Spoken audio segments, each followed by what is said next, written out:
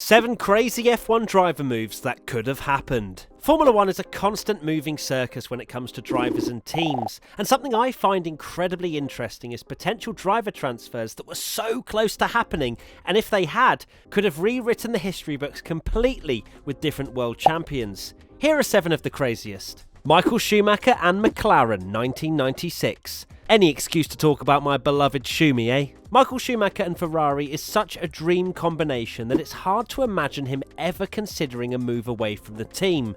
However, there were chats. Michael and McLaren boss Ron Dennis did hold discussions about a potential drive.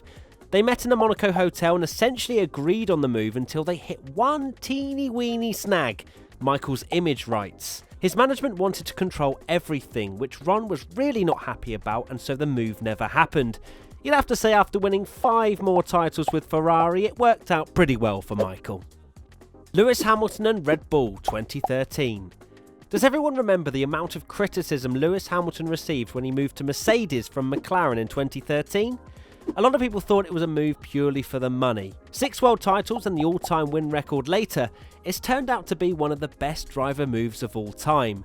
But Mercedes wasn't the only team that Lewis spoke to when he wanted to leave McLaren. The champions at the time, Red Bull, were the team he set his sights on, and Lewis chatted to team boss Christian Horner about partnering with Sebastian Vettel and taking Mark Webber's seat. The talks were apparently pretty advanced too, with lengthy discussions taking place at the British Grand Prix weekend in 2012.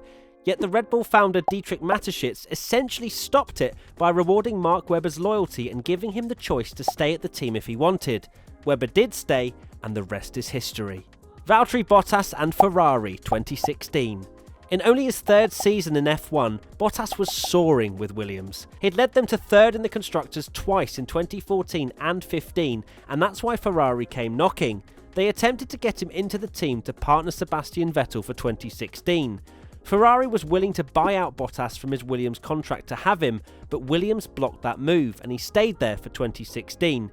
Bottas allegedly said that he didn't want to be blocked by Williams again, and luckily for him, only a year later he was allowed to go to Mercedes to replace Nico Rosberg. Bottas could have stacked up well against Vettel as a teammate, but the chances are it would be similar to his Mercedes role. What's wingman in Italian?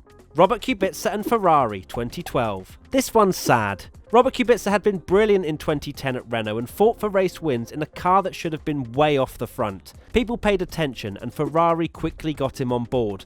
Before the start of the 2011 season, he had signed to drive for them in 2012 and all seemed to be going to plan. That was until the winter break between seasons when Kubica suffered a massive crash during a rally in Italy. The Armco barrier came through the car and hit him. He lost part of his arm and fractured most of his right arm and leg. Kubica was unable to recover to F1 fitness for the 2012 season and missed out on the Ferrari drive. He eventually returned to F1 in Williams for the 2019 season, and the fact that he was able to drive a modern F1 car on the pace, essentially one-handed, was unbelievable.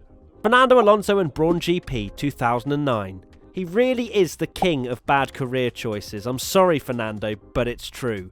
This is another decision that made sense at the time, but meant he almost definitely missed out on another title.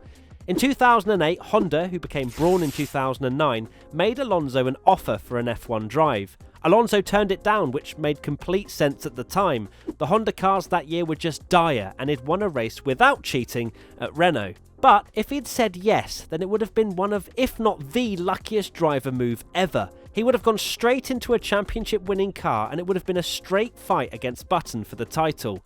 Furthermore, if he'd stayed longer, that team became Mercedes and has now won 7 titles in a row. Oh, Fernando, so close once again. Daniel Ricciardo and Ferrari 2019. Danny Ric and Ferrari have been flirting with each other for years now.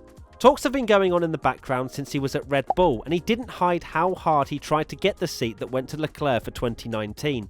All through his time at Renault too, he talked to Ferrari before signing on with McLaren when Ferrari chose Carlos Sainz instead. He always seems to just miss out on that Ferrari seat. Who knows if we'll ever see Ricciardo in a red suit? It looks unlikely now they've got Leclerc and Sainz, but the match feels right with Ricciardo's Italian heritage. Kimi Raikkonen and Red Bull 2014.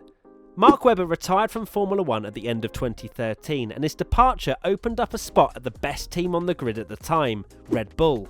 The obvious frontrunner for the seat might have seemed like Ricciardo, however it was actually Kimi. Kimi was a proven champion, he'd won races for Lotus and had just broken the record for consecutive points finishes. He was assumed to be much more capable up against fresh-faced Sebastian Vettel. Ricciardo was just a Toro Rosso driver who was doing a good job. That was about it. Red Bull probably saw the 7-Kimi partnership as too much of a risk, so they promoted Ricciardo instead, who soundly beat Seb, much to everyone's surprise. We got to see the 7-Kimi combo at Ferrari anyway next year, so we didn't miss out too much. There you have it, 7 crazy driver moves that could have easily happened. Which one would have shocked you the most? Let us know in the comment section below.